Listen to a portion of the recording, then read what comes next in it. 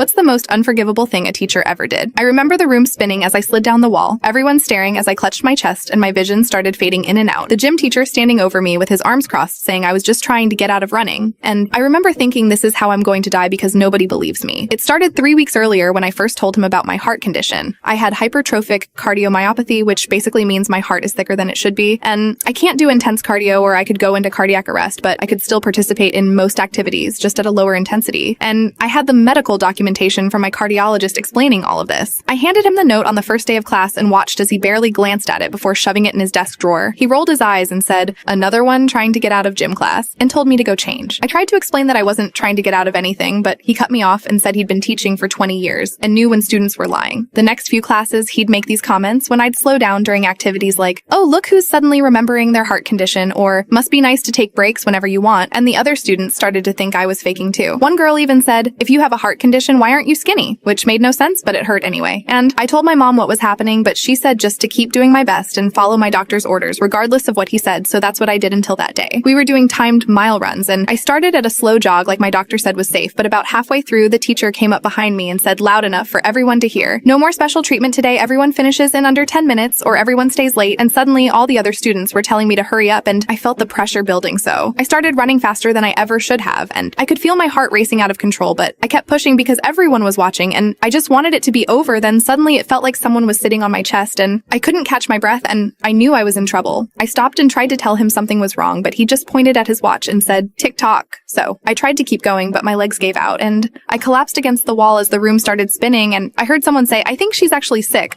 but the teacher just said she's fine just being dramatic and told everyone to keep running. I remember trying to reach for my phone to call my mom, but I couldn't even lift my arm anymore and I was terrified because I knew what was happening. Thankfully, one of the office staff was walking by and saw me through the gym doors and called 911. I spent 3 days in the hospital and found out I'd experienced the beginning of cardiac arrest. When I came back to school, the principal called me into his office, and I thought finally the teacher would face consequences, but instead, the principal slid a paper across his desk and said the school board had reviewed the incident and determined that I had failed to properly emphasize my medical condition, and that I had participated beyond my known limitations without proper self-advocacy. They said the teacher acted appropriately based on the information available, and I would need to sign this form acknowledging my role in the incident to return to school, but I refused to sign it, and my parents threatened legal action, and suddenly the school found new evidence that changed everything. Turns out the teacher had thrown away my doctor's note and told other staff I was faking it. He was put on administrative leave and eventually fired, but I still have nightmares about that day, and I transferred schools because I couldn't handle the way some people still looked at me like I had somehow ruined that teacher's life by nearly dying in his class.